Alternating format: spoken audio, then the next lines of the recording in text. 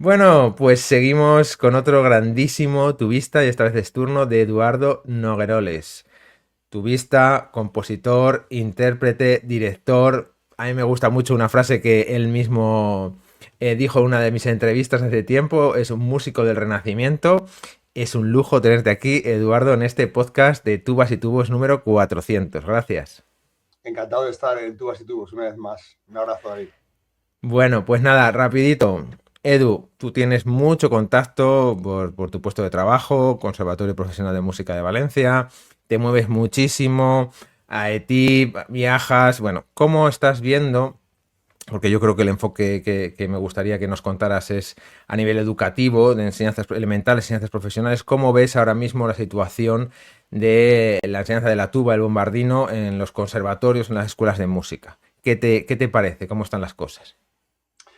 Bueno, pues yo soy una persona muy optimista en general y la enseñanza la veo que ha cambiado muchísimo en los últimos 30, 40 años, ¿no?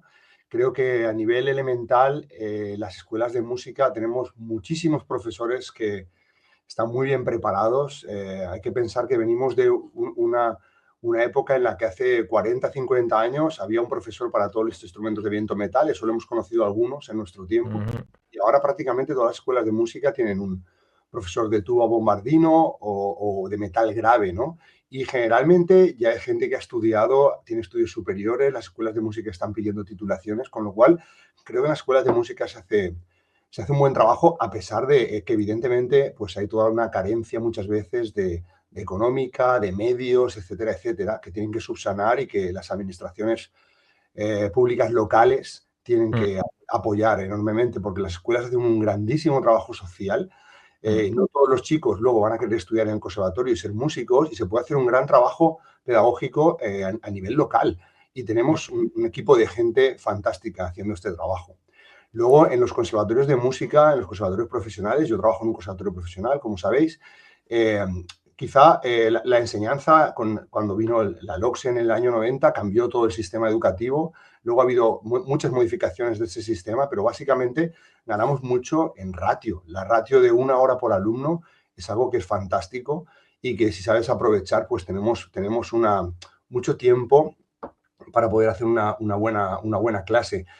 Y opino lo mismo que en elementales. El nivel de profesorado en conservatorios profesionales ha subido muchísimo en los últimos años. Tenemos un equipo docente de profesores con muchas ganas en toda España, y los resultados se ven cuando, mm. cuando vemos a los jóvenes o a las últimas generaciones cómo ha crecido el nivel interpretativo en nuestro país. Y esto se debe a que los conservatorios, la educación ha apostado, la especialidad de tuba está en todos los conservatorios profesionales públicos de la red del Estado, Mm. y eso hace que haya un profesor especialista, un profesor titulado, claro, las clases se nutren de gente que es especialista y que se ha preparado muy bien.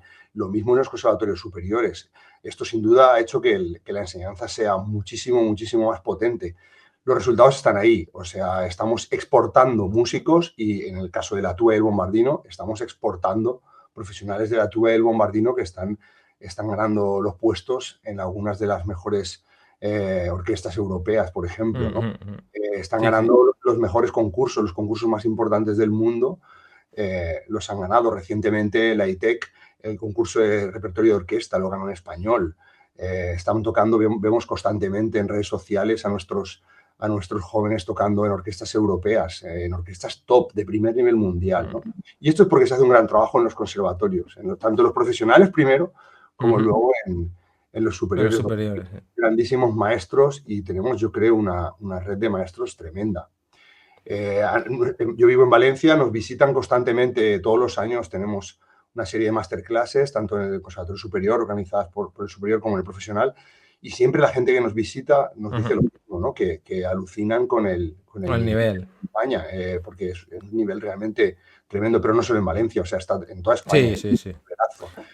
Entonces yo creo que a nivel de aula, el sistema ha mejorado mucho, y sobre todo el profesorado ha mejorado mucho. También me gusta muchísimo el que los jóvenes no tienen complejos, ¿no? O sea, yo recuerdo que que hace años pues éramos un instrumento mucho más acomplejado y la gente era más acomplejada también, o sea, la gente se ponía límites, ¿no? Los jóvenes de Estamos hoy, como en el rol típico de la tuba, ¿no? sí, de la tuba y ya un rol mental, ¿no? De social, ¿no? Y yo creo que las últimas generaciones se ha visto en el deporte con Rafa Nadal, con la selección de baloncesto, con la selección de fútbol, etcétera, etcétera, con la selección femenina, las selecciones femeninas. La gente ha roto barreras porque ha creído, ha confiado en Ujú, sí ujú. mismo, que era algo que en España nos costaba mucho, ¿no? Siempre hemos pensado que lo de fuera es mejor o tal. Cuando nos hemos formado, cuando hemos aprovechado el talento que tiene la gente aquí, que va con nuestra personalidad, ¿verdad? Todo ese talento, pues ha explotado, ¿no? Y creo que la tuba y el bombardino, pues han entrado en esa vorágine, ¿no? No solo la tuba y el bombardino, todos los instrumentos, Mm. estamos exportando grandísimos talentos y nosotros, por supuesto, también. El quitarse esos miedos a salir, a aprender, a tocar, a hacer cosas nuevas, eso es maravilloso, ¿no? Y lo estamos viendo como está dando sus frutos.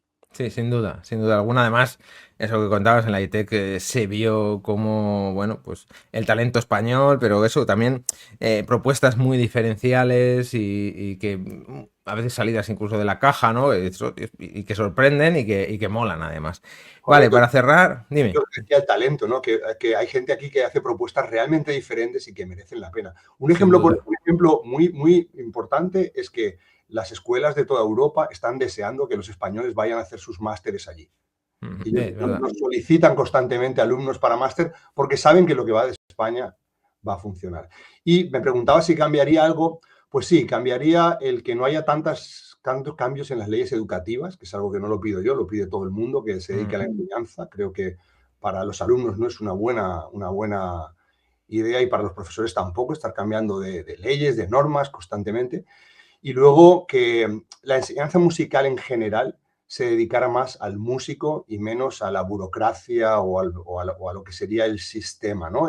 Creo que hay que enfocarnos más en los alumnos, en Ujú. lo que es el alumnado de verdad y en crear músicos de verdad, más que en otro tipo de burocracias que la gente que está trabajando en la enseñanza lo sabe, que muchas veces parece que muchas veces se hable de todo menos de lo que sería la música en realidad y tenemos que enfocarnos más en la música y en nuestros músicos, Muy que es bien. algo que se hace en el aula, sí que se hace en el aula, pero no se hace desde las administraciones.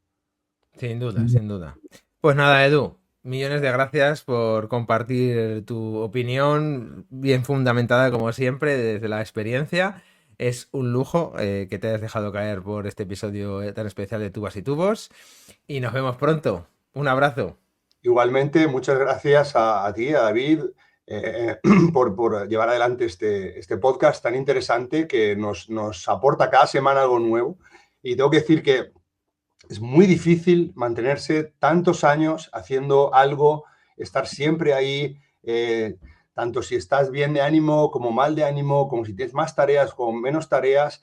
Igual que el músico tiene que coger su instrumento y practicar, sea como sea. El músico bueno, yo siempre digo que se hace en los días en los que no te apetece tocar. Ahí estás, Cuando me sin apetece duda. tocar, genial, pero el día que no me apetece, tengo que levantarme, coger ánimos y ponerme a estudiar, ¿no? Pues lo mismo, ¿no? El mantener un podcast para instrumentos de viento metal, para la educación de nuestros instrumentos, etcétera, etcétera. Como haces, hay que tener mucho coraje y hay que ser muy perseverante y te felicito por ello. Muchas Gracias. gracias. Muchas gracias. Un abrazo.